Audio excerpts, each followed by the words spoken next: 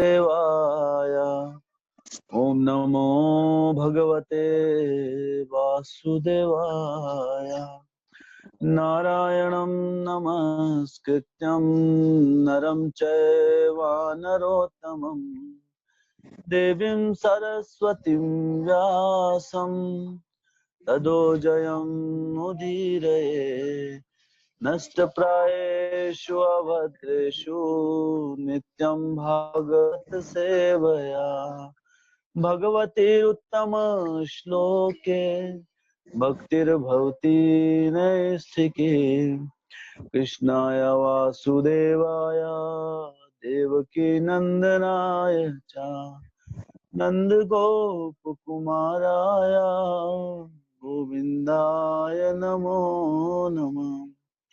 ओम अज्ञानतिमिरान्धस्य ज्ञानाञ्जनशलाकया चक्षुरुन्मिलितं येन तस्मै श्रीगुरुवे नमः।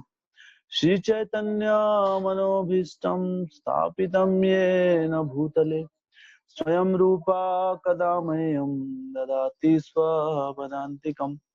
वन्देऽहं श्रीगुरो श्रीयुतापदकमलं श्रीगुरून् वैष्णवांश्च श्रीरूपं साग्रजातां सहगना रघुनाथान्वितं तं सजीवं साद्वैतं सावधूतं परिजनसहितं कृष्णचैतन्यदेवं श्रीराधा कृष्णपादान् सहगना ललिता श्रीविशाखान्वितंश्च नमो विष्णुपादाय कृष्णप्रेष्ठाय भूतले श्रीमते भक्तिवेदांत स्वामिनिति नामिने। नमस्ते सरस्वते देवे गौरवाणी प्रचारिणे निर्विशेष शून्यवादी पाश्चात्य देशतारिणे। नमो महावदन्याय कृष्ण प्रेम प्रदायते कृष्णाय कृष्ण चैतन्य नामिने गौरत्से नमः। हे कृष्णा करुणा सिंधु दीनबंधु जगतपते गोपेशा गोपिका कांता राधा कांत नमस्तुते। तप्त कांचन गौरांगी राधे वृंदावनेश्वरी वृषभानुसुते देवी प्रणमामि हरिप्रिये। वाञ्छाकल्पतरुभ्यश्च कृपा सिन्धुभ्य एव च पतितानां पावनेभ्यो वैष्णवेभ्यो नमो नमः। जय श्री कृष्ण चैतन्य प्रभु नित्यानंद श्री अद्वैत गदाधर श्रीवासादि गौर भक्तवृंद। हरे कृष्णा कृष्णा कृष्णा हरे हरे हरे राम राम राम हरे हरे। हरे कृष्णा कृष्णा कृष्णा हरे हरे हरे राम राम राम हरे हरे।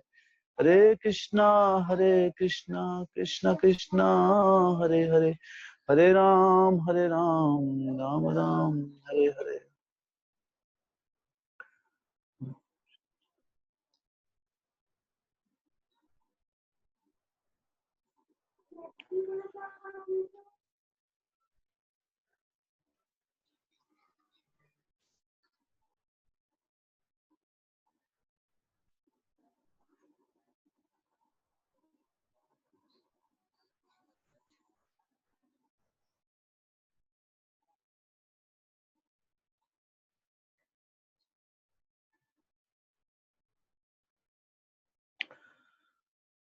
हरे कृष्णा। तो श्रीमद् भागवतम में आगे बढ़ते हुए आज पहले स्कंद के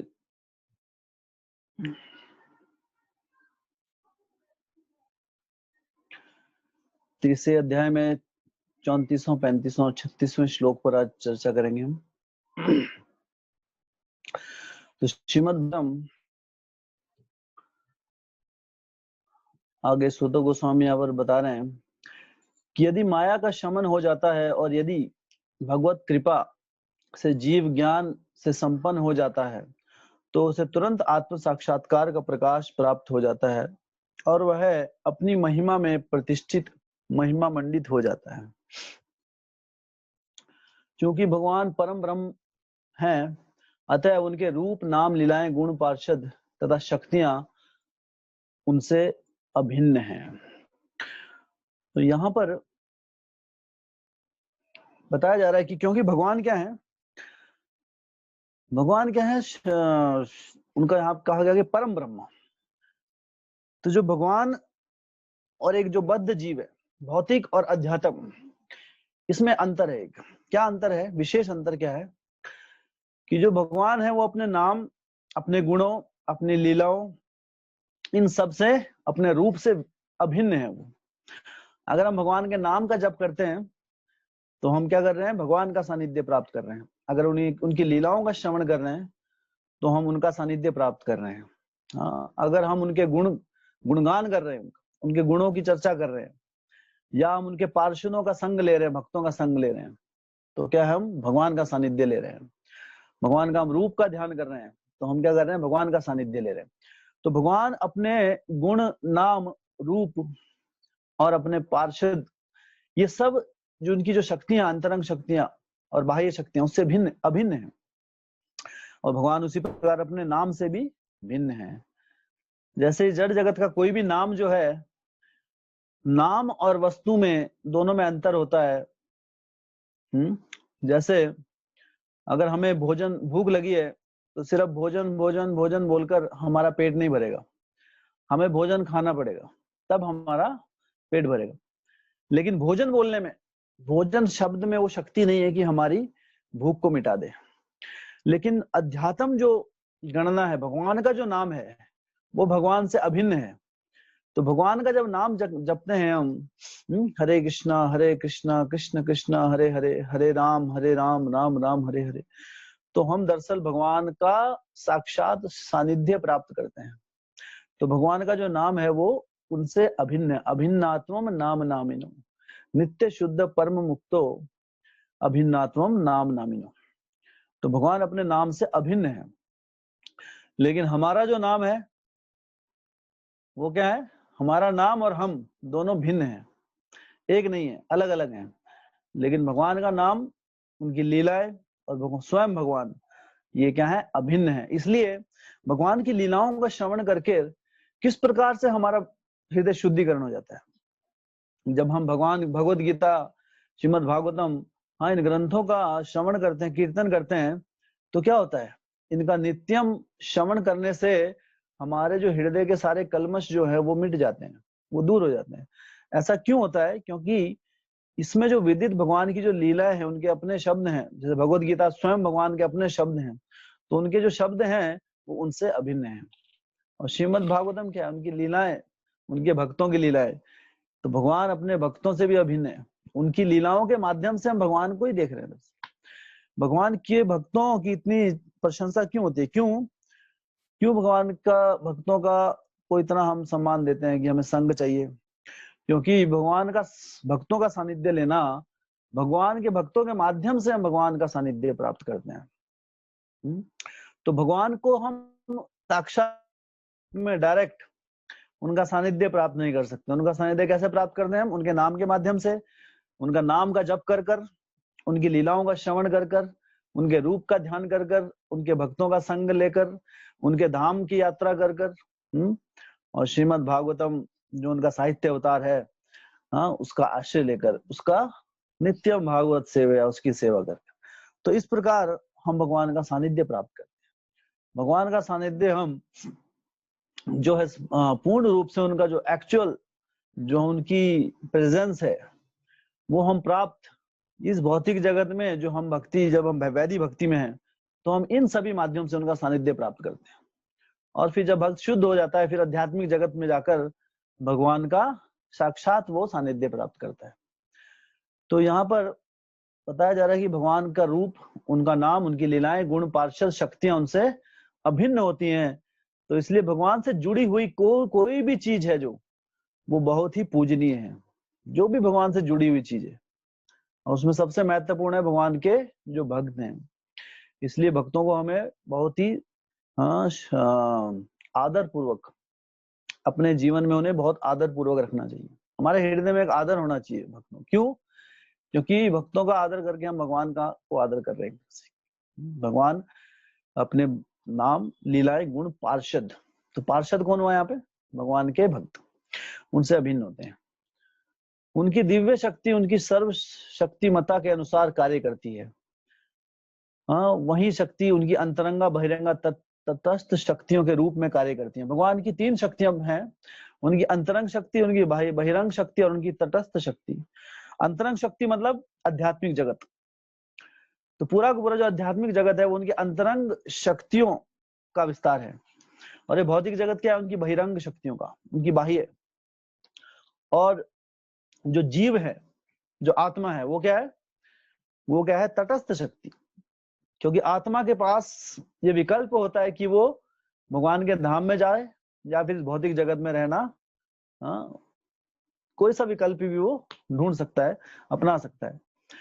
तो अगर कोई व्यक्ति, कोई जीव आत्मा भगवान की भक्ति मार्ग में लगता है, भगवान को सर्वोपरि मानकर उनके भक्ति मार्ग के माध्यम से अपना जीवन व्यापन करता है, तो वो भगवान की अंतरंग शक्ति के अंतर्गत आ जाता है।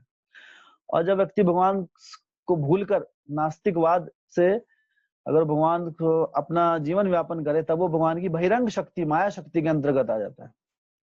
तो इसलिए उसे कहा जाता है, जीव को क्या दिया नाम है? तटस्थ।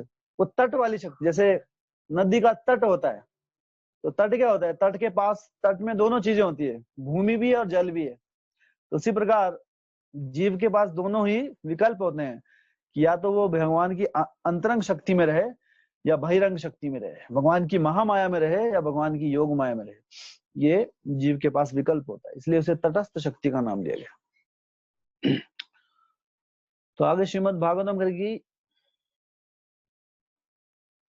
एवं जन्मानि कर्माणि है कर्तुरजनस्य च वर्णयन्ति स्म कव्यो वेद गुह्यानि हितपते।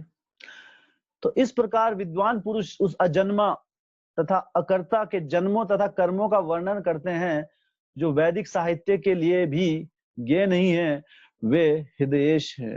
हृदयेश, वो क्या है? हृदयेश, हृदय के स्वामी हैं वो। हितपते, वेद गुह्यानि हितपते। तो भगवान जो है वो क्या है? उन्हें हम शास्त्रों के माध्यम से भी, वैदिक साहित्य का अगर हम में भी अगर हम ढूंढना चाहें अपनी तरफ, तो भी उन्हें ढूंढ नहीं पाएंगे। क्यों? वो है वेद गुह्यानी, वेदों में भी वो गुह्य रूप से, सीक्रेट रूप से छुपे हुए हैं। और भगवान क्या है? हृदयेश। हृदयेश मतलब हितपते। वो हमारे जो हृदय, जब तक हम इस भक्ति मार्ग में नहीं उतरेंगे, तब तक हम भगवान का सानिध्य प्राप्त नहीं कर सकते। जिसके कर्म सदैव निष्कुल्प होते हैं, वे भगवान 6 इंद्रियों के स्वामी हैं और 6 ऐश्वर्यों के समान सर्वशक्तिमान हैं। तो यहाँ पर हम ये चर्चा कर चुके हैं कल ही। ओके। मूर्ख मनुष्य अपने अल्प ज्ञान के कारण भगवान के रूपों, नामों तथा कर्मों को, दिव्य प्रकृति को नहीं जान सकते, क्योंकि वे तो किसी नाटक में एक पात्र की तरह कार्य कर रहे हैं। ना ही ऐसे मनुष्य अपने तर्क या अपनी वाणी द्वारा भी ऐसी बातों को व्यक्त कर सकते हैं। तो भगवान यहाँ पे कह रहे हैं कि जो मूर्ख मनुष्य अपने अल्प ज्ञान के कारण भगवान के रूपों, नामों, कर्मों की दिव्य प्रकृति को नहीं जान सकते।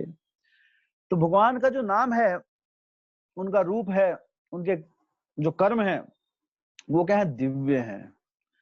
लेकिन उनके इस दिव्यता को जानने के लिए बुद्धिमता की आवश्यकता होती है।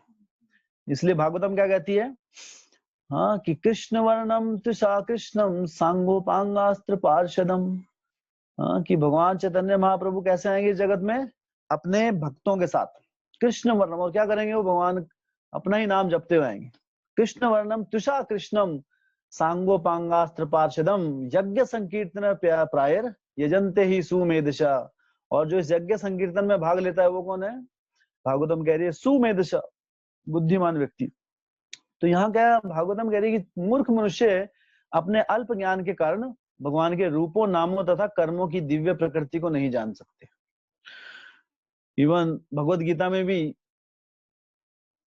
फिर से इसी श्लोक की पुष्टि की गई है। उसमें भगवान स्वयं कहते हैं कि जन्म कर्म च मे दिव्यम एवं यो वेति तत्वता त्यक्त्वा देहम पुनर्जन्मा नेति मामेति सो अर्जुन। कि हे अर्जुन, मेरे जो जन्म है और मेरे जो कर्म है वो क्या है? दिव्य हैं। वो इस भौतिक जगत से परे हैं, और ये जानना सबके लिए संभव नहीं हो पाता है। लेकिन जो ये जान लेता है हाँ, तो उसके साथ क्या होता है, एवं यो वेति तत्वता, जो इसे सत्य रूप में समझ जाता है कि भगवान के जो जन्म है और कर्म है वो दिव्य हैं। हाँ, त्यक्त्वा देहम पुनर्जन्म, उसका पुनर्जन्म नहीं होता है फिर से इस भौतिक जगत में। हाँ, त्यक्त्वा देहम पुनर्जन्म नयति मामेति स्वर्जुन, और मेरे धाम, मेरे वैकुंठ या गोलोक धाम को प्राप्त करता है। तो भगवान इस प्रकार बता रहा है। भगवान का जो नाम है वो दिव्य है। क्यों भगवान के नाम को दिव्य कहा गया है? क्योंकि भगवान का जो नाम है वो कोई भौतिक ध्वनि नहीं है, और भगवान का नाम शाश्वत है। हमारा नाम और भगवान के नाम में क्या अंतर है? हमारा जो नाम है, जब व्यक्ति जन्म होता है किसी का, तो माता पिता उसे नाम देते हैं, है ना, कोई भी नाम दे दिया उसको। लेकिन वो जो नाम है, जब वो पैदा नहीं हुआ था उसका नाम, तो उससे पहले उस नाम का कोई अस्तित्व नहीं था। लेकिन जब व्यक्ति पैदा हुआ इस जगत में, तो उसे नाम दिया गया उसके गुण के अनुसार, कैसा वो है। जैसे कोई भी चीज इस दुनिया में, कोई भी चीज बनी, जैसे मान लो पेंसिल, एक पेन है, तो ऐसा नहीं कि पेन बनने से पहले ही कहीं शास्त्रों में नाम लिखा था पेन कुछ होता है, नहीं। जब वो चीज बनी तब उसको नाम दिया गया। जैसे मोबाइल है, तो ऐसा नहीं उसका मोबाइल नाम पहले से ही कहीं पे था लिखा हुआ। जब मोबाइल बनाया गया, ऐसा यंत्र था, उसका नाम दिया मोबाइल, हाँ, जिसमें एक जगह बैठकर हम दूर तक बात कर सकते हैं, तो बात नाम दिया गया। तो इस दुनिया की हर जगत को जो ये क्या है, इसलिए इस जगत के जो नाम है वो कैसे हैं, वो दिव्य नहीं है, और ना ही वो परमानेंट है, वो टेम्परेरी है, कुछ समय के लिए दिए गए हैं। और जब मृत्यु हो जाएगी वो नाम खत्म, है ना। लोग बोलते हैं हमारा नाम रह जाएगा। हाँ, फिर नाम रह जाएगा, थोड़े दिन रहेगा, लेकिन बाद में सब भूल जाते हैं धीरे धीरे। तो ये, लेकिन भगवान का जो नाम है वो क्या दिव्य होता है। भगवान का जो नाम है, ऐसा नहीं है कि जब भगवान ने वृंदावन में, गोकुल, हाँ, मथुरा में जब जन्म लिया था, उसके बाद ही भगवान का नाम, हाँ, उसके बाद ही उनका नामकरण हुआ, वो तो एक लीला थी। ये शास्त्र शाश्वत है। व्यास देव जी ने जो शास्त्रों का ये सब कुछ भगवान के बारे में, लीलाओं को पहले ही विदित कर चुके हैं वो। तो इसलिए भगवान ऐसा नहीं है कि 5000 साल पहले आए थे, उसके बाद भगवान का नाम पड़ा। भगवान का नाम हमेशा से है, अनंत काल से भगवान का नाम शाश्वत नाम है। इसलिए भगवान का जो नाम है और भौतिक जो ध्वनियां है उसमें अंतर होता है। इसलिए जब कोई व्यक्ति कोई दीक्षित होता है तो उसे नाम दिया जाता है। हाँ, जैसे गोविंद दास, तो गोविंद तो क्या होता है, क्योंकि दीक्षा होने के बाद, दीक्षा का अर्थ क्या है कि अभी आप आत्मा के स्तर पर आ गए। तो जो व्यक्ति यही नहीं जाना कि अभी आत्मा के, अध्यात्म का मतलब क्या है, दीक्षा का अर्थ है कि अभी उसके आत्मा के स्तर पर उसे कार्य करना है। अब उसको शरीर के स्तर पर कार्य नहीं करना है, शरीर से जुड़ी हुई आसक्तियों को दूर करना है, हाँ, और उसे आत्मा के स्तर पर, आत्मा की क्या डिमांड है उसके हिसाब से आगे चलना है। आत्मा क्या है, भगवान का दास। तो भगवान का दास बनकर हमें आगे बढ़ना है, तो इसलिए उसे नाम दिया जाता है। तो हमारा नाम तो क्या शाश्वत नहीं है, लेकिन भगवान का नाम शाश्वत होता है। इसलिए दीक्षा के बाद भगवान का नाम भक्त के साथ जोड़ दिया जाता है। जैसे गोविंद दास, तो गोविंद नाम शाश्वत हो गया, और जो दासत्व का भाव है वो भी शाश्वत है। भगवान के हम नित्य दास है, जीव रस स्वरूप है कृष्ण नित्य दास। ऐसे नहीं इस जन्म में दास है या पिछले जन्म में दास थे, अगले जन्म में दास होंगे, नहीं, शाश्वत काल के लिए हम भगवान के दास हैं। तो दास शब्द भी शाश्वत है, भगवान का नाम भी शाश्वत है।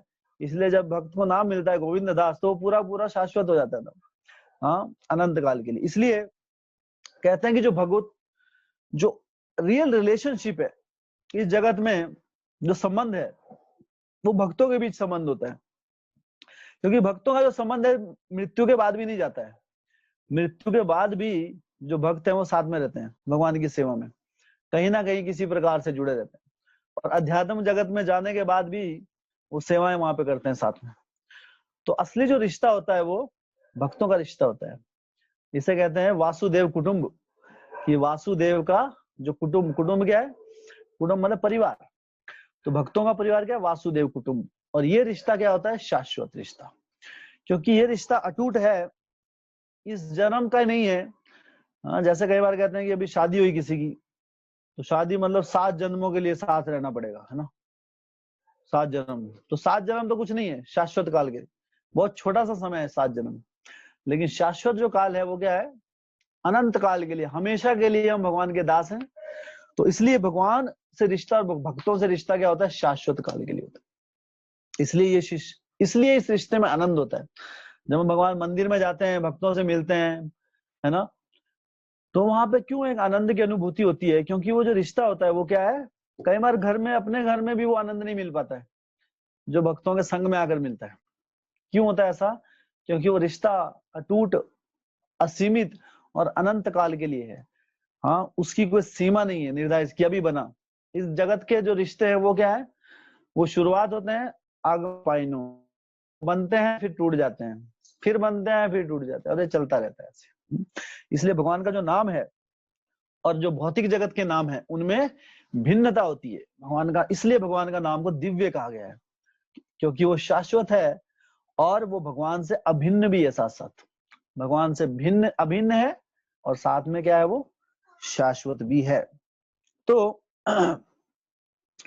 जब भक्त इस भौतिक जगत में आगे बढ़ता है, हाँ, तो अनेक अनेक कठिनाइयां जीवन में आती हैं। हाँ, लेकिन अगर हम हर क्षण भगवान का सानिध्य प्राप्त करते रहेंगे उनके नाम के माध्यम से, तब ये जो कठिनाइयां भौतिक जगत में आने वाली, भक्ति मार्ग में आने वाली सारी अड़चनें दूर हो जाती हैं हमारी। लेकिन समस्या क्या होती है भक्त के साथ, कि हमें माया देवी का सफिशिएंट डर नहीं होता है। अरे माया देवी कुछ नहीं है ना, थोड़ा सा कुछ कर लेंगे, क्या क्या समस्या है, अभी थोड़ा टेस्ट कर, हम टेस्ट करते रहते हैं माया देवी, कह रहे हैं ना माया देवी हमें नहीं डिस्टर्ब कर सकती। अभी हम हरि नाम कर रहे हैं, जप कर रहे हैं, कुछ नहीं हो सकता हमारे साथ। हाँ, तो एक बार प्रभुपाद जी अपने भक्तों के साथ एक सी बीच पे भ्रमण कर रहे थे, समुद्र के किनारे भ्रमण कर रहे थे।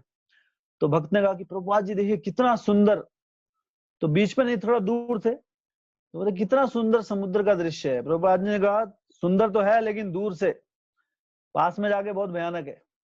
हाँ, इसकी लहरें बहुत स्ट्रांग है, आपको ले डूबेंगी। अगर आपने कभी समुद्र देखा है, जगन्नाथपुरी का जो समुद्र है उसे कहते हैं सबसे खतरनाक समुद्र है। वहां पे जो लहरें हैं, बहुत डेंजरस लहरें चलती हैं वहां पे। तो वहां पे क्या होता है, तो एक बार अभी की बात है, अभी हम कुछ समय पहले गए थे वहां पे, तो वहां हमारे सामने सामने एक भक्त, वो लहरों ने खींच लिया उसको, तो लहरें उसे खींची जा रही हैं और सब क्या असहाय हैं। हाँ, समुद्र की लहरें ऐसी होती हैं कि अगर इसमें कोई, आप डूब रहा है कोई व्यक्ति, आप देख पाएंगे, उसको बचा नहीं पाएंगे आप भी जाएंगे तो आप भी डूब जाएंगे। तो हमारे सामने सामने वो व्यक्ति, लेकिन वो डिवोटी, हाँ, हमारे साथ हमारे ग्रुप का एक डिवोटी था, तो सब लोग असहाय देख रहे हैं उसको, और वो दूर दूर दूर जाता जा रहा है लहरों में, और लहरों में जाते जाते जाते जाते तो किसी तरह भगवान जगन्नाथ की कृपा से, हाँ, कुछ तो हुआ कि वो इधर आ गया। वो खुद ही बाद में बताया कि मुझे भी नहीं पता मैं बाहर कैसे आया। जगन्नाथपुरी में एक्चुअली हर साल वहां पे ऐसी सी घटनाएं होती रहती हैं। हाँ, इसलिए भविष्य में अगर जगन्नाथपुरी यात्रा हो तो अभी सावधान रहिए, अभी से ही, है ना, तो वहां पे नियमों का पालन कीजिए। लेकिन क्या होता है, क्योंकि जब हमको डर नहीं होता है, तो क्यों समस्या आई थी उस भक्त के साथ, वो बहुत नीडर हो गया था। अभी सबको इंस्ट्रक्शन दी, हमको बोला कि अरे, सबको हमने बताया था कि अरे ये इतनी लहरें हैं, घुटने के ऊपर वाले पानी, उसके बाद मत जाना, घुटने तक जाना, उसके बाद जाएंगे तो खतरा है। अब कुछ डिवोटी मानते नहीं, एक्सपर्ट है, अरे कुछ नहीं होता, बचपन से हम तो समुद्र में नहाए हैं, तो एक अपना अभिमान आ जाता है। लेकिन समुद्र की लहरें आम लहरें नहीं होती हैं। जैसे नॉर्मली नदी में आप जा रहे हैं, समुद्र की लहरें क्या होती हैं, जब वो आती है लहर तो बड़ा आनंद आता है, लेकिन जब वापिस जाती है तो जमीन के नीचे से रेत खिसक जाती है, तो आदमी अगर ऊपर है थोड़ा नीचे चला जाता है। तो अभी मान लो, पहले अगर मान लो कोई पेट के बल तक डूबा हुआ है, वापिस लहर जाएगी तो नीचे से रेत ले जाती है और आदमी एकदम से नीचे डूब जाता है।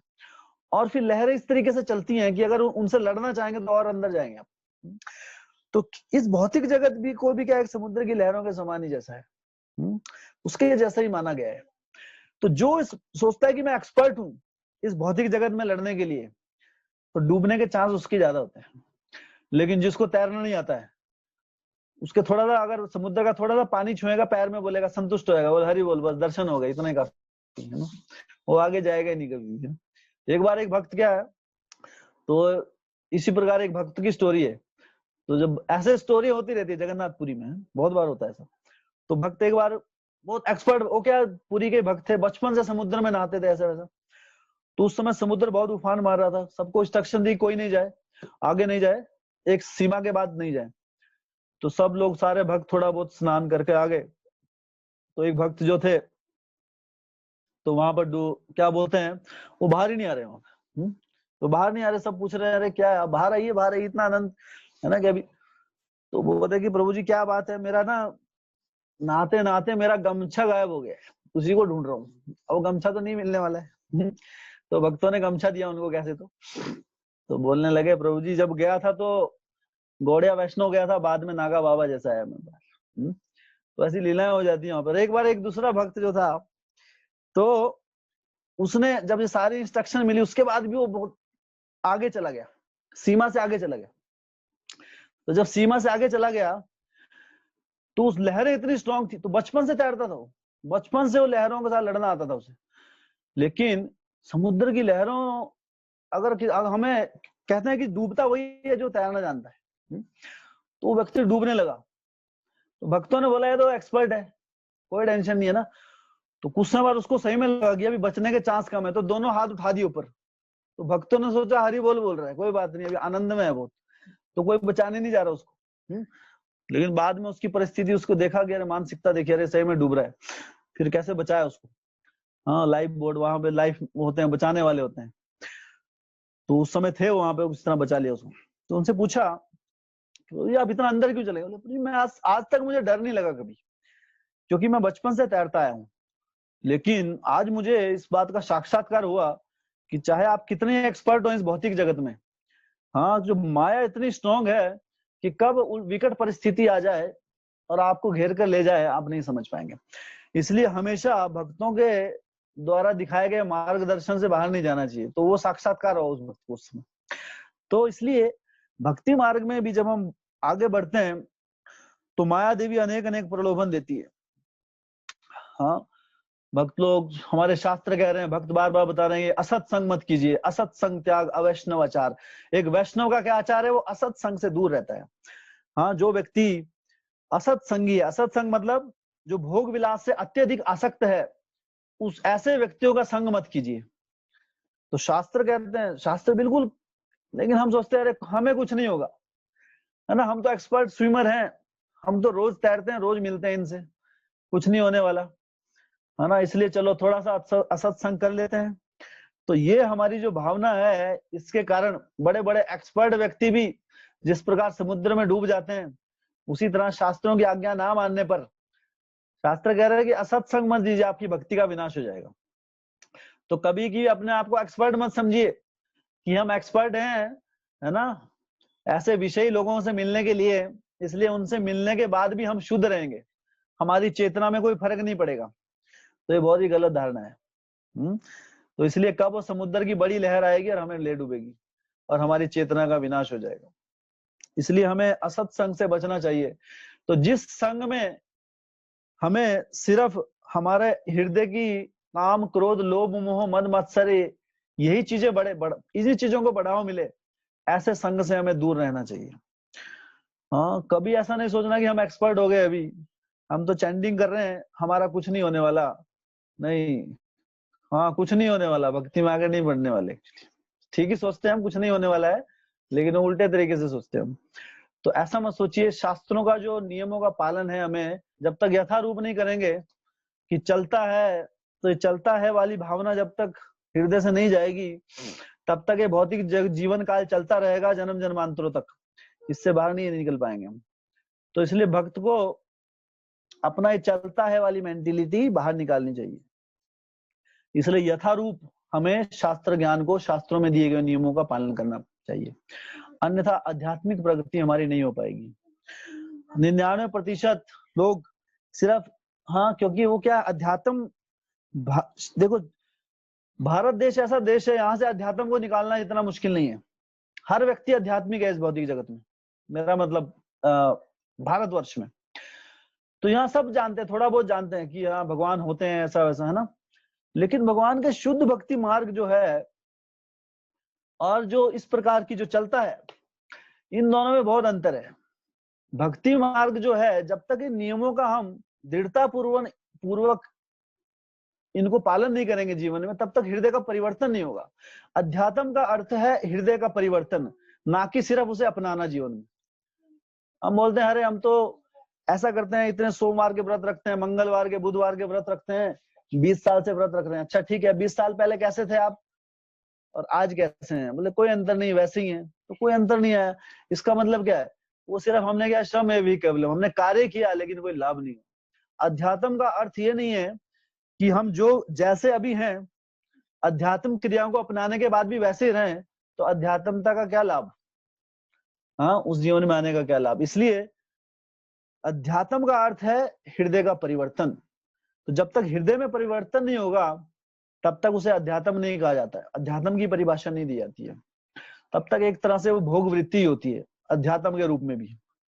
तो इसलिए जब तक इन नियमों को जीवन में अच्छे से पालन नहीं करेंगे तब तक जीवन का में परिवर्तन नहीं आ पाएगा। लेकिन जब हम शास्त्रोचित इनको जीवन में अपनाएंगे, जैसे आप सोचिए जिन्होंने आपने हरि नाम को अपने जीवन में अपनाया इतने समय से, तो आप देख सकते हैं आपके जीवन में परिवर्तन आया है ना। जैसे आप जो प्रवृत्तियां हैं जो पहले थी वो कम हो गई हैं, तो हरि नाम जो है वो जीवन में कार्य कर रहा है। तो ये इसकी प्रामाणिकता का उदाहरण है। हरि नाम प्रमाणिक कैसे है? हम अपने उदाहरण और अपने निकट के भक्तों के उदाहरण से हम देख पाते हैं कि किस प्रकार ये जो है ये प्रमाणिक है। क्यों है प्रमाणिक? क्योंकि हमारे जीवन में परिवर्तन आ रहा है सकारात्मक इससे। तो इसलिए, और जितना हम इसको प्रामाणिकता से हृदय पूर्वक जीवन में अपनाएंगे, हम उतना ही हमारे हृदय में सकारात्मक परिवर्तन आ पाएगा और हमारे हृदय में भगवान की कथा कीर्तन के लिए अत्यधिक हमारी जो वृत्ति है वो बढ़ती रहेगी। क्योंकि जब तक किसी चीज को जब तक आनंद नहीं आता है हम उसको ज्यादा समय तक अपने जीवन में नहीं अपना सकते। अभी हम कथा सुन रहे हैं हरि नाम, अगर उसमें आनंद नहीं आ रहा है तो ज्यादा समय तक नहीं अपना पाएंगे उसको। ऐसा मत सोचिए कि हरि नाम पूरी जिंदगी करना बहुत आसान है। हाँ, बहुत भक्त 20-25 साल के बाद भी छोड़ देते हैं। एक्चुअली माया इतनी प्रबल है। तो कब है? जब हमने भक्तों का सानिध्य छोड़ दिया या फिर शास्त्रों के नियमों में कुछ उल्लंघन कर दिया, तो चाहे कितने समय में भक्ति मार्ग में है, ये माया की जो लहरें हैं हमें अपने साथ खींच के ले जा सकती हैं कभी भी। इसलिए हमेशा हमें सावधानी पूर्वक आगे बढ़ना है। ऐसा मत सोचिए कि हम कभी मार्ग से नहीं भटक सकते। जो ऐसा सोचता है वो सबसे ज्यादा डेंजर में है। इसलिए हमेशा आश्रय लेना आवश्यक है। तो जब और भगवान इस जगत में आए, भगवान कैसे आए इस जगत में? जेल में आए। तो यहाँ पे समस्या आएंगी। आध्यात्मिक जगत में जब आध्यात्मिक मार्ग में जब आगे बढ़ते हैं तो भी समस्या आती है। तो भगवान का जन्म कहाँ हुआ? जेल में। हमें ये बताने के लिए कि इस दुनिया की परिस्थितियों को नहीं बदल सकते आप, लेकिन अपनी चेतना को बदल सकते हैं। हाँ, वासुदेव और देवकी जो थे वो अपनी परिस्थितियों को नहीं बदल पाए, लेकिन उनकी चेतना कृष्णा कॉन्शियस थी, हमेशा कृष्णा भावना भावित। इसलिए भगवान श्री कृष्ण ने उनके यहाँ जन्म लिया। हाँ, तो परिस्थितियां जो है, सोचिए भगवान का जन्म भी जेल में हुआ है और हम सोचते हैं हमारी परिस्थितियां जब सुधर जाएंगी तब भक्ति करेंगे हम, या जब समय होगा तब करेंगे। वो समय कभी नहीं आएगा अगर उसके लिए कोशिश नहीं करेंगे। वो चेतना कभी नहीं आएगी अगर उसके लिए कोशिश नहीं करेंगे। तो भगवान अपने जन्म से ही हमें, इसलिए कहते हैं भगवान के जो जन्म कर्म चमे दिव्यम, भगवान का जन्म और कर्म बहुत दिव्य है। उनसे हमें शिक्षाएं लेनी चाहिए। क्योंकि अगर भगवान की लीलाओं से हमने शिक्षा नहीं ली, उन्हें सिर्फ एक स्टोरी की तरह पढ़ दिया, नोवेल की तरह, तो उससे कोई लाभ नहीं होने वाला हमें। हाँ, तो सिर्फ हम उसको मनोरंजन के लिए कर रहे हैं, उससे कोई शिक्षा नहीं ले रहे।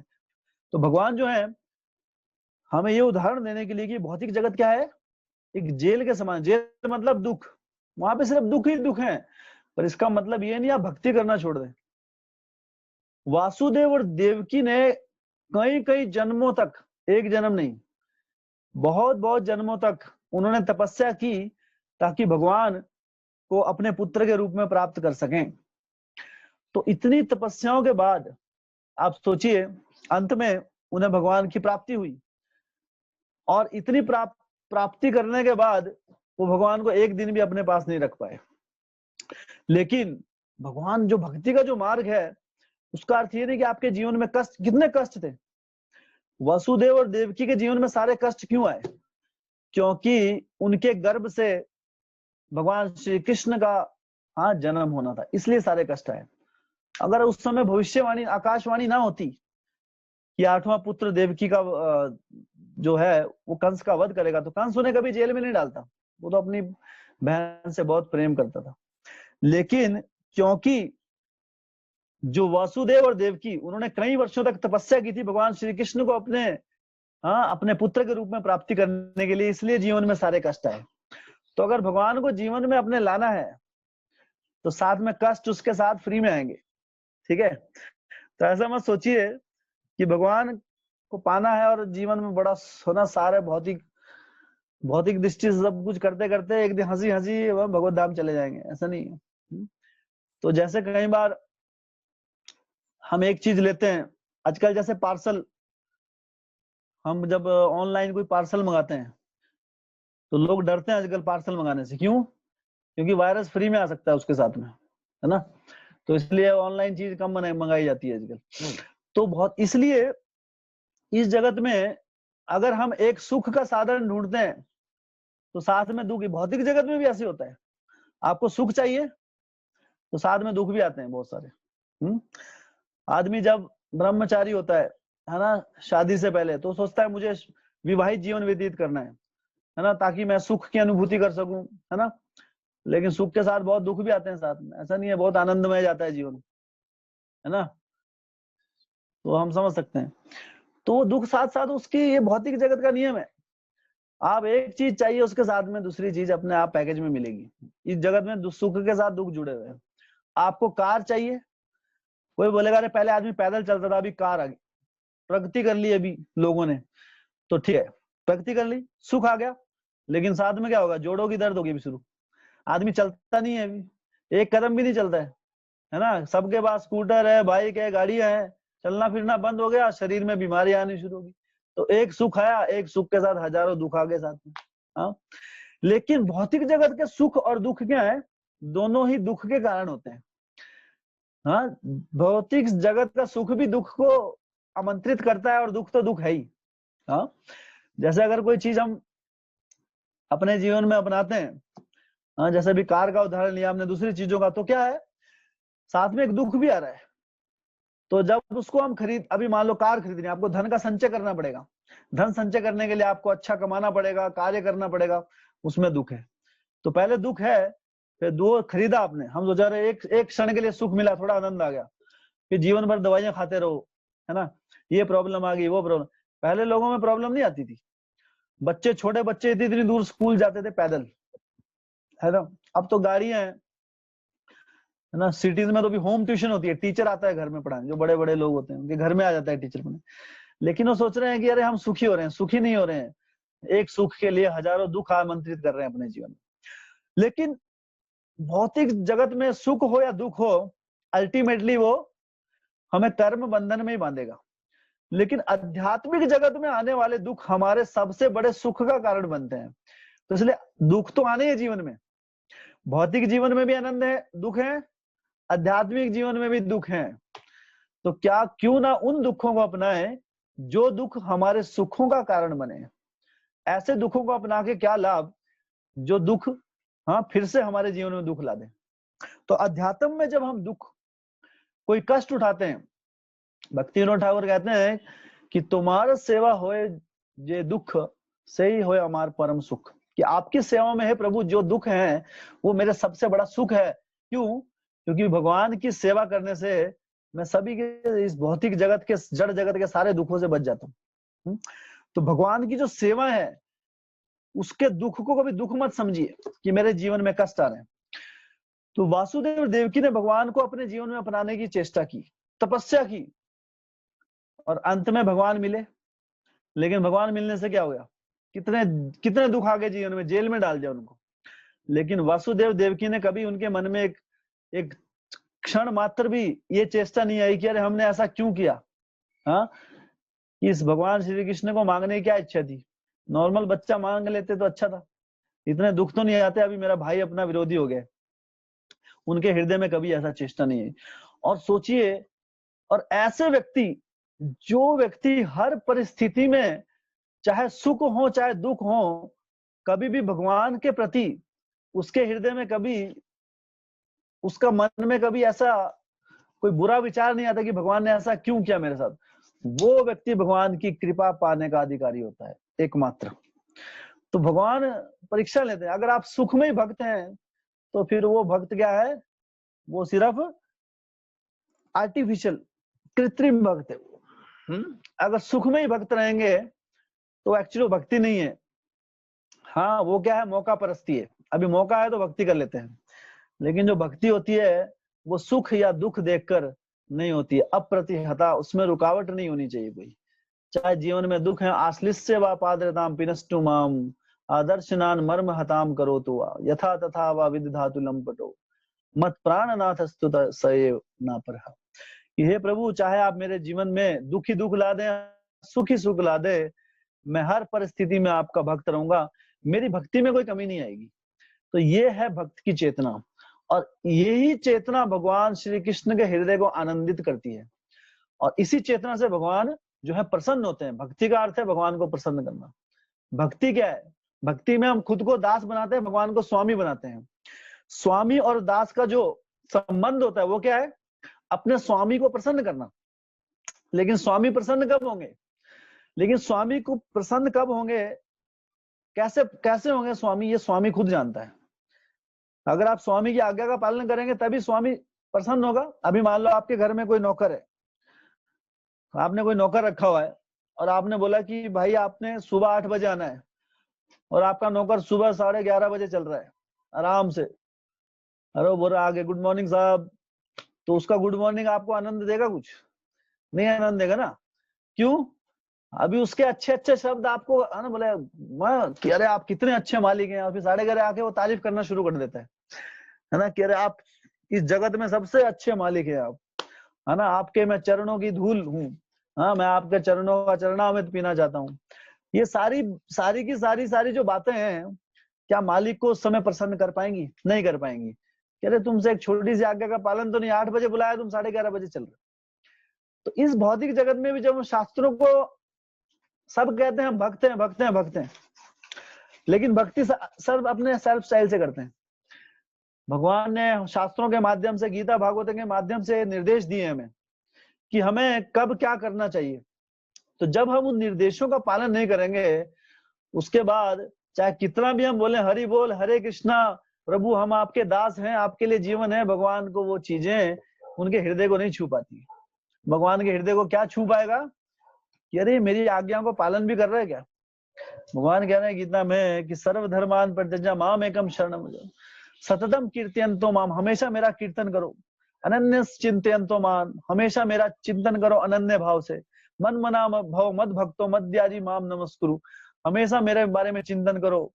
हाँ, जो भी कार्य करो, यद करोषि यद सुनासी यज्जु होसी ददासी, जो भी करते हो जो भी खाते हो सब मुझे अर्पण करो। तो सारी कितनी आज्ञाएं दी है भगवान ने। हाँ, गीता आज्ञाओं से भरा हुआ है। एक भी आज्ञा का पालन नहीं करेंगे हम कहते हैं कि, लेकिन हाँ दिल में इतनी भक्ति भरी हुई है ना कि दिखा नहीं सकता प्रभु, उफान मार रही है भक्ति। तो हम शब्दों से भगवान को प्रसन्न नहीं कर सकते। अगर कोई पिता का कोई पुत्र है, पुत्र बोलता है कि पिताजी आपसे प्रेम तो बहुत करता हूँ लेकिन आपकी बात नहीं मान सकता, तो पिता उसको क्या बोलेगा, अरे हाँ फिर क्या लाभ तेरा, हाँ मुझे मानने का। किसी को मानने का मतलब है उनकी आज्ञाओं का पालन करना। इसलिए भगवान को मानना मतलब उनकी, भगवान की आज्ञाओं का पालन करना। इसीलिए जीवन में दुख आ जाते हैं। कई बार कहते हैं अरे भगवान आपके लिए सब कुछ किया, सारे पालन करता हूँ, फिर भी दुख आते हैं। क्यों आते हैं? क्योंकि सारा का सारा जो पालन करते हैं अपने स्टाइल से करते हैं, भगवान के नियम के अनुसार नहीं करते हैं। भगवान कर रहे हैं, आप भगवान की भक्ति कैसे होती है हमारे शास्त्रों में विदित है। अपने हिसाब से भक्ति नहीं होती है कि हमें जो अच्छा लग रहा है वैसी भक्ति करेंगे हम। भगवान आप जो मर्जी बोलो, तो भगवान को उससे प्रसन्नता नहीं मिलती है, और फिर हमारी आध्यात्मिक प्रगति भी नहीं हो पाती है। इसलिए हमें शास्त्रोचित भगवान का नियम, उनके हृदय समझना है कि भगवान का हृदय क्या है। तो देवकी और जो वसुदेव है, इतना कष्ट उठाने के बाद फिर भगवान श्री कृष्ण आए, अवतरित हुए। हाँ, अपने भक्तों के लिए भगवान कहते हैं कि कौन्तेय प्रति जानी नमे भक्त प्रणश्यति, मैं अपने भक्तों का हाँ हमेशा उनका साथ देता हूँ और उनकी हृदय की इच्छाओं को पूरा करता हूँ। तो भगवान आए, जेल में अवतरित हुए, लेकिन उसके बाद वसुदेव जी को आज्ञा देते हैं कि हे वसुदेव, हाँ जो आप मेरे पिता के रूप में हैं, आप मुझे यहाँ से गोकुल के लेके जाइए, यशोदा मैया के पास। तो उस समय वसुदेव ने एक बार भी ऐसा नहीं पूछा कि प्रभु इतने वर्षों तक, इतने जन्मों तक तपस्या के फल स्वरूप आपको हमने पुत्र के रूप में प्राप्त किया और पहले ही दिन बोल रहे हैं आप हमको ले जाओ, तो ये कौन सी बात हुई? ये तो ठीक नहीं है। हाँ, तो वसुदेव देवकी ने ऐसा नहीं कहा उस समय। वसुदेव ने एक क्षण के लिए भी भगवान को मन में ये नहीं सोचा कि भगवान ऐसा क्यों बोल रहे हैं, ये तो ठीक बात नहीं है, भगवान कुछ गलत कर रहे हैं, नहीं। उनके हृदय में श्रद्धा थी, क्या कि जन्म कर्म चे में, भगवान के जो कर्म है, उनकी एक्टिविटी है, वो दिव्य है। दिव्य मतलब कि उन्हें हम ना समझ पाए, हम अपने मन से उन्हें नहीं समझ पाए, लेकिन जो भगवान करते हैं वो अल्टीमेटली मेरे लाभ के लिए होता है। और दरअसल भगवान की जहां प्रसन्नता है वो मेरी प्रसन्नता है। तो वसुदेव देवकी भगवान को अपने पुत्र के रूप में प्राप्त करना चाहते थे, लेकिन भगवान की प्रसन्नता किसमें थी? पहले ही दिन यशोदा मैया के पास जाने की। तो इसलिए देवकी और वसुदेव ने एक क्षण के लिए भी मन मुटाव नहीं किया कि नहीं आप हमारे पास रहिए, अरे एक दो दिन तो खिलाने का मौका दीजिए आपको, ऐसा नहीं कहा उन्होंने। क्यों? क्योंकि भगवान की प्रसन्नता सर्वप्रिय थी उनके लिए। इसलिए जब भगवान की इच्छा, उनकी प्रसन्नता को जब हम सबसे अधिक महत्व देते हैं, तब भगवान प्रसन्न होते हैं, और भगवान प्रसन्न हुए भी।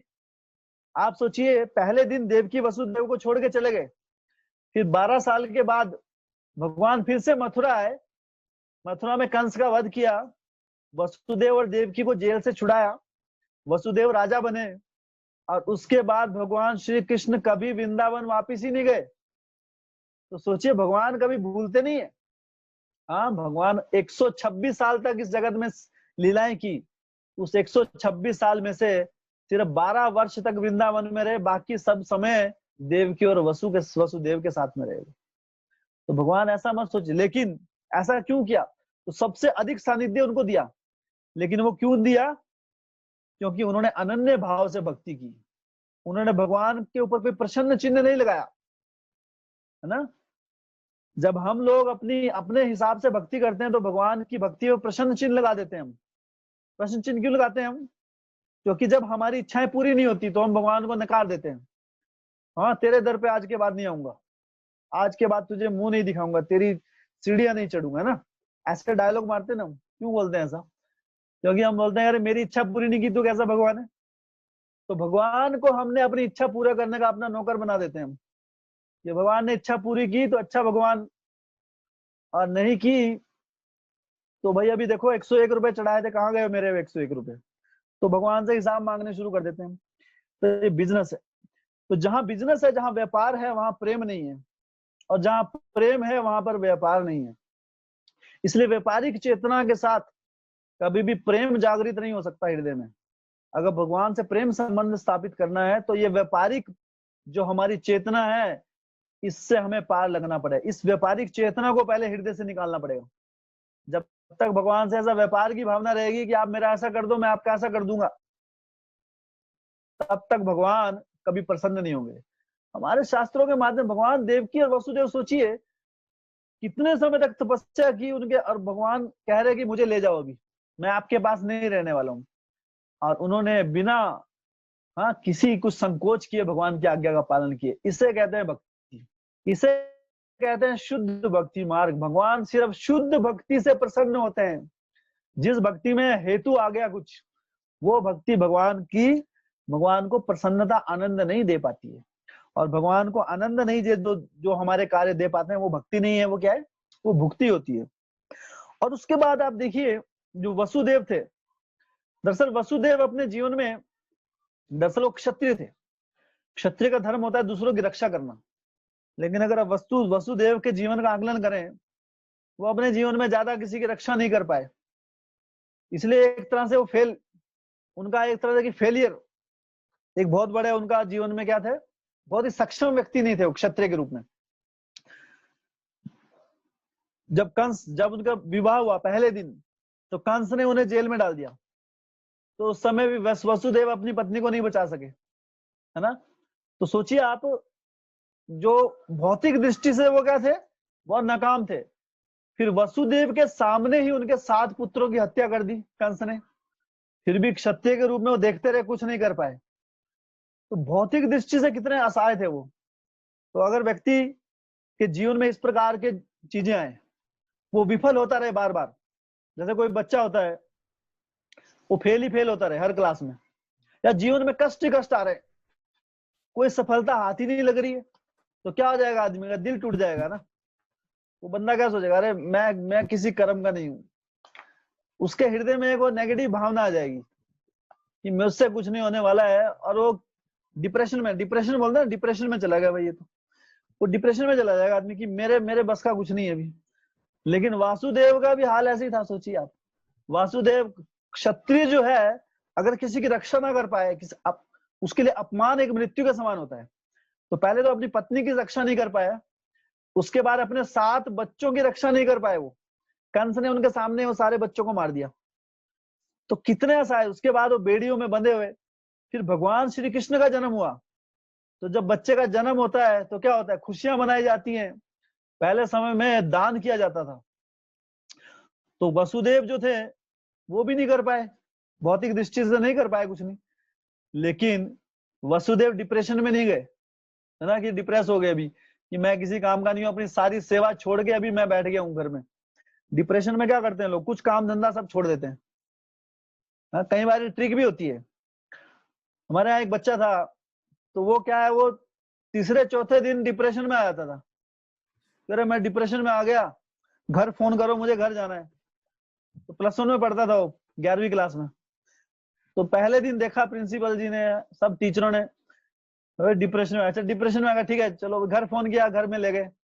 2 दिन बाद फिर डिप्रेशन। फिर सोचा चलो क्या पता कुछ बीमारी हो, डिप्रेशन में आ रहा है बच्चा ना, अभी ज्यादा इसको टॉर्चर करेंगे तो पागल भी हो सकता है। फिर घर वालों को बुलाया, भेज दिया वापिस। फिर उसने तो धंधा बना लिया अपना। 2-3 दिन बाद, जिस दिन क्लास करने का मूड नहीं होता था, डिप्रेशन, तो डिप्रेशन के नाम पर वो डेली भाग जाता, बंक मार देता। तो एक दिन उसके घर में छापा मारा गया।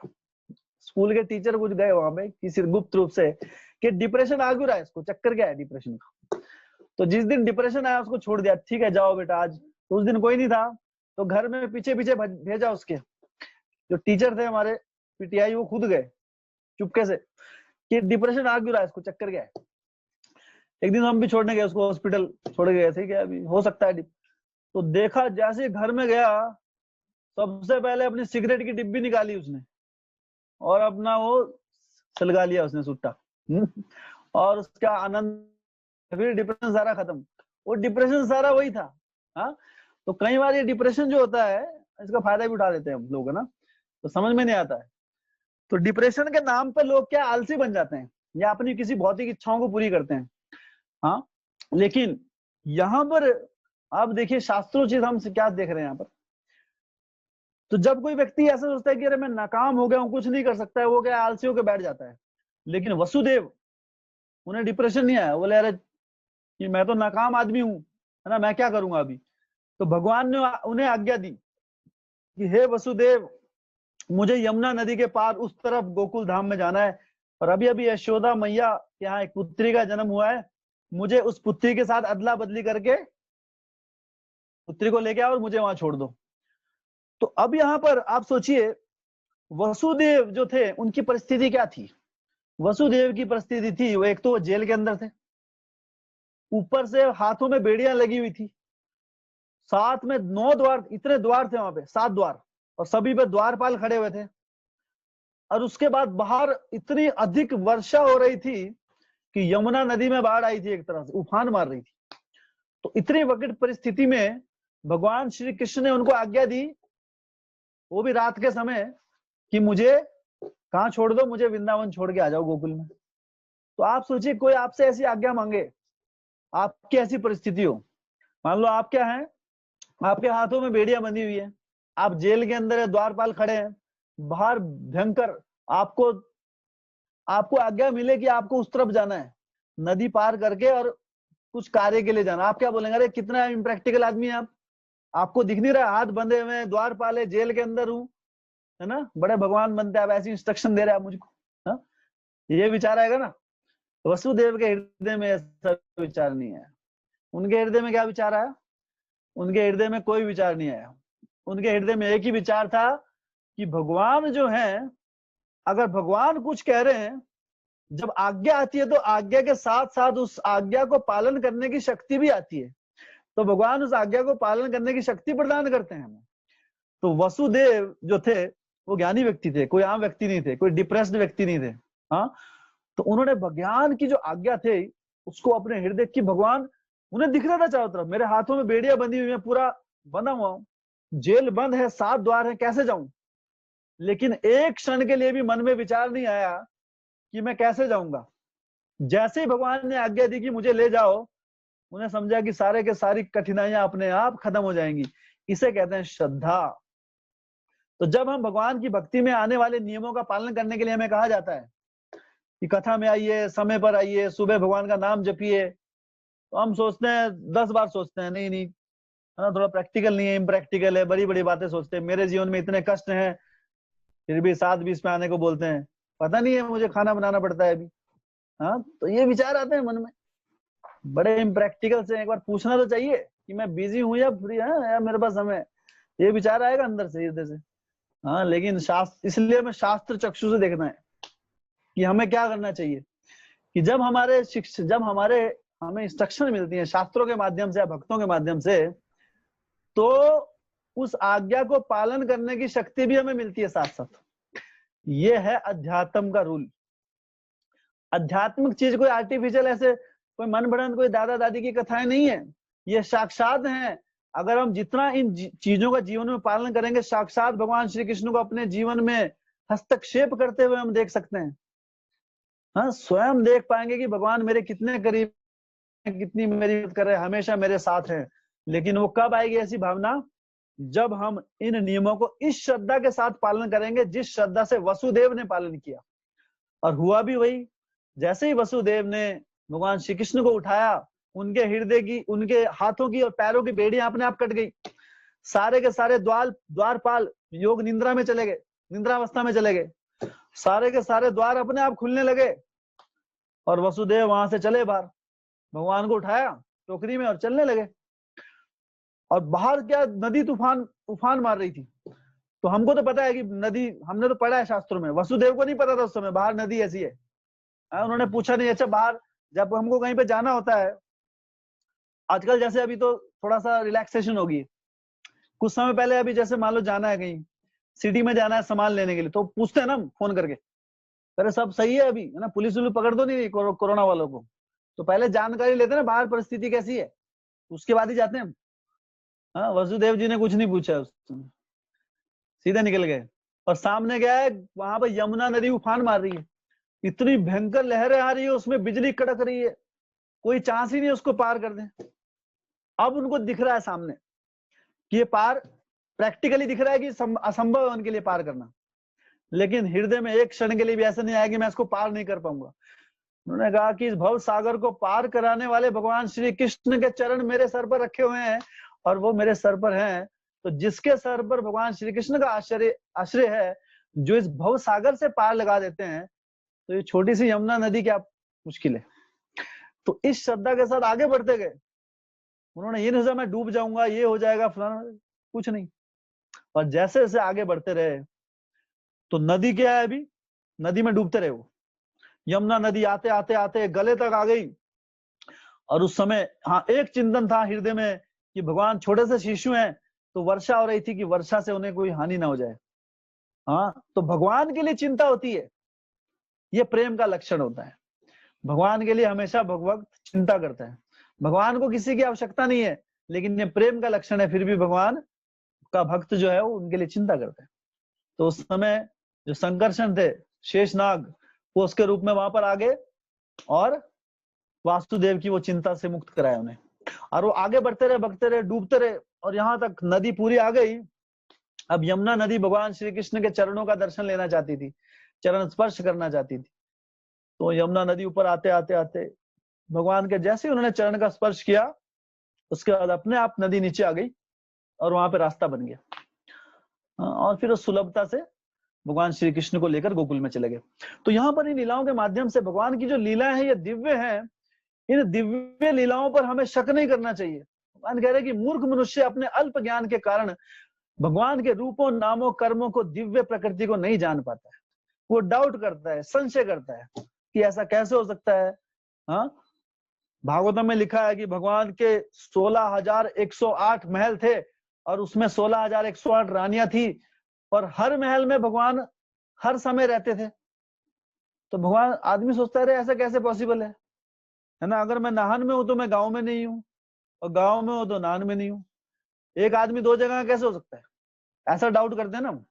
लेकिन ये भौतिक डाउट है। इसलिए क्या कहा गया यहाँ पे, भौतिक मनुष्य अपने अल्प ज्ञान को भगवान पे भी लगा सकते हैं। तो हम सोचते हैं कि भगवान भी हमारे जैसी हैं। सबसे बड़ी समस्या ये है। इसलिए सबसे जो ज्ञान की शुरुआत कहां से होती है, ये समझना कि जन्म कर्म च मे दिव्यम एवं यो वेति तत्वता। भगवान के जन्म और कर्म हमारे जन्म और हमारे कर्म के समान नहीं है। वो कैसे हैं, दिव्य हैं। जन्म कर्म च मे दिव्यम। तब हम, और जब हम भगवान के इन कर्मों पर, उनके जन्म, उनके कर्म, उनकी लीलाओं पर इस प्रकार की श्रद्धा होगी, उनके शब्दों में इतनी श्रद्धा होगी, तब हम आध्यात्मिक मार्ग इतना सुलभ हो जाएगा हमारे लिए। भागवतम कहती है कि जिस प्रकार ये पूरा का पूरा, ये जो जगत को भव सागर, एक सागर के समान माना गया है, तो ये सागर को लांघना इतना आसान हो जाता है कि जिस प्रकार एक छोटा सा बछड़ा है, वो बछड़ा कई बार बरसात में जमीन में एक निशान बना देता है, और उस निशान में जितना पानी आता है उसको लांघना जितना आसान होता है, भव सागर को लांघना उतना आसान हो जाता है जब हम भगवान श्री कृष्ण की शरण ले लेते हैं। हाँ, तो भगवान के शरणागत अगर हो गए तो जीवन में कोई भी किसी भी समस्या को पार लगाना हमें सोचने की जरूरत भी नहीं पड़ेगी। जैसे वसुदेव ने नहीं सोचा कि मेरी बेड़ियां कौन खोलेगा, है ना, इन द्वारपालों को कौन समझाएगा, मुझे ले जाने दो, इस द्वार को कौन खोलेगा। उन्होंने कुछ नहीं सोचा। क्यों? भगवान के नाम पर, भगवान के ऊपर पूर्ण श्रद्धा थी उनके, भगवान के शब्दों पर। तो इसलिए मैं भगवान के इन शब्दों पर पूर्ण श्रद्धा रखकर भक्ति मार्ग में आगे बढ़ना चाहिए। पूर्ण श्रद्धा के साथ उनका नाम जप करना चाहिए। हाँ, ये भगवान का जो नाम है, नाम चिंतामणि कृष्ण चैतन्य रस विग्रह परम शुद्ध नित्य मुक्तो अभिन्नात्वम नाम नामिनो। इस चेतना के साथ कि भगवान का नाम है वो चिंतामणि है। चिंतामणि, सारी चिंताएं खत्म हो जाएंगी हमारी अगर हम उसका नाम, भगवान का नाम नियमित रूप से इसका नाम का जप करते हैं। तो हमारी सारी की सारी जो चिंताएं हैं जीवन की, वो खत्म हो जाएंगी। क्यों? क्योंकि ये नाम क्या है, अभिन्नात्वम नाम नामिनो, भगवान से अभिन्न है। जैसे हम बोलते हैं हरे कृष्णा, राधा और कृष्णा हमारे पास आ जाते हैं। तो आप बोलते हैं हम तो रोज बोलते हैं, दिखते तो है नहीं, है ना। ऐसा डाउट आता होगा, दिखता तो है नहीं, कभी दिखे नहीं, ना राधे दिखी ना कृष्णा दिखे। तो राधे और कृष्णा को देखने अभी शास्त्र चक्षु से देखना है। अभी शास्त्र, इसलिए इसे तो श्रद्धा कहते हैं। अभी शास्त्र चक्षु से देखिए, शास्त्रों के माध्यम से। शास्त्र कह रहे हैं कि जब हरे कृष्णा कहते हैं, अभिन्न आत्मा, भगवान अभिन्न है। अभिन्न का मतलब तो यही हुआ, हरे कृष्णा बोला तो राधे कृष्णा वहां पर आए थे। तो जब इस चेतना के साथ भगवान, अध्यात्म है क्या दरअसल, अध्यात्म हमारा पूर्ण निर्भर करता है हमारी श्रद्धा के ऊपर। जब इस श्रद्धा से हम इसका नाम का जप करेंगे तो एक दिन साक्षात भगवान राधा कृष्ण को भी दर्शन हो जाएंगे। लेकिन उसके लिए संयम चाहिए। पहले दिन ही भगवान ने दर्शन दे दिए तो भगवान को सस्ते में ले लेंगे हम। जो चीज सुलभता से मिल जाती है उसको हम सस्ते में ले लेते हैं। इसलिए कहते हैं कि जो पहले जो धार्मिक स्थान हुआ करते थे बहुत दूर दूर होते थे, ताकि क्या आदमी को लगे कि अरे इतना दूर जाके दर्शन हुए। जैसे तिरुपति आप जाएंगे, अब तो तिरुपति जाने के लिए गाड़ियां चल गई हैं, लेकिन पहले नहीं था ऐसा। वो पहाड़, तिरुमला पहाड़ी के ऊपर है भगवान। तो इतनी, अभी भी जो 4,000 सीढ़ियां चढ़ के जाना पड़ता है वहां से। तो जिसके अंदर चलने की क्षमता है वो सीढ़ी पे चढ़ के जाना चाहिए। क्यों? फिर बाद में एक हृदय में ऐसी भावना आती है, अरे इतना कष्ट उठा के मिल रहा है। तो जो चीज कष्ट से मिलती है उसकी आदमी वैल्यू समझता है। जो फ्री में मिल जाती है, फ्री की वैल्यू नहीं समझता आजकल कोई नहीं। कई बार भक्त लोग किताबों का वितरण करते हैं, भगवत गीता वितरण करते हैं, तो कुछ लोग बोलते हैं अरे आप भगवत गीता फ्री में क्यों नहीं देते, है ना, ये तो अनमोल ज्ञान है, इसका तो कोई मोल ही नहीं यार, आप मोल ले रहे हैं इसका 150 रुपया। तो हम कह रहे हैं कि अगर आपको जो फ्री में अगर दे दी, है ना, तो फ्री में अगर दे दी तो आप उसका मोल ही नहीं समझ पाएंगे। तो ये जो चार्ज है सिर्फ मोल समझने के लिए, उसका हम दाम तो ले नहीं रहे हम। ये दाम उसलिए ले रहे ताकि इसका मोल समझें। ये उसके मोल समझने का मोल है।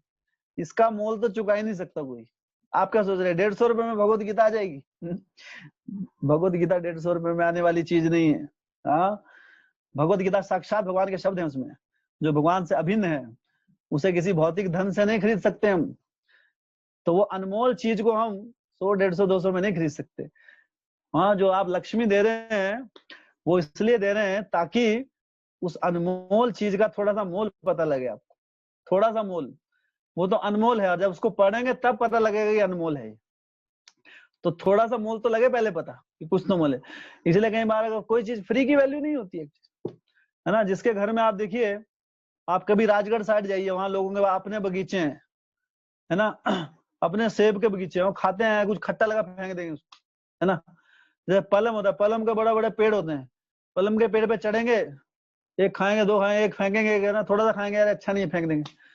आप कभी सिटी में जाइए, है ना, वहां पे अगर मॉल में जाएंगे आप, मॉल में पलम मिलेगा आपको 250, 300 रुपए किलो। तो एक एक पलम को सूंघ सूंघ के खाएंगे थोड़ा सा, है ना, बड़े प्यार से संभाल के रखेंगे, पोछा मार के उसको, अरे है ना, अनमोल है। तो पैसा लगाए तो वैल्यू समझेंगे उसकी। अब फ्री में दे दिया ना अगर, तो वैल्यू नहीं समझ में आती है। तो भगवत ज्ञान भी फ्री में मिलता है कई बार, है ना। अभी क्या आप कथा सुन रहे हैं, कुछ फ्री है ना, कुछ मोल तो नहीं लग रहा है उसका कुछ, है ना।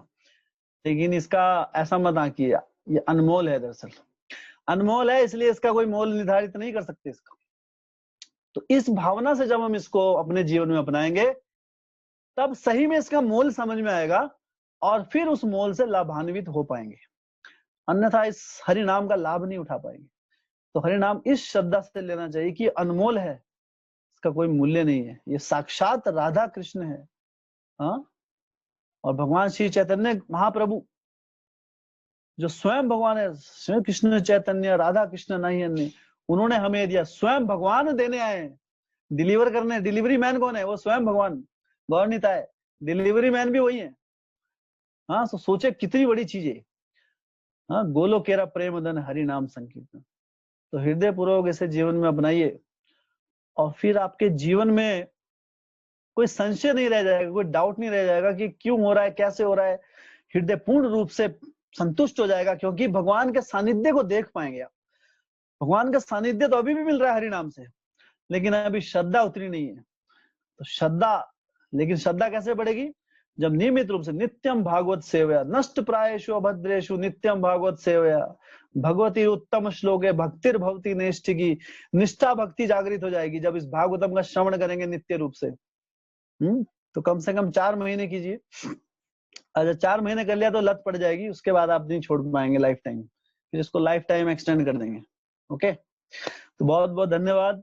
ग्रंथराज श्रीमद् भागवत। जय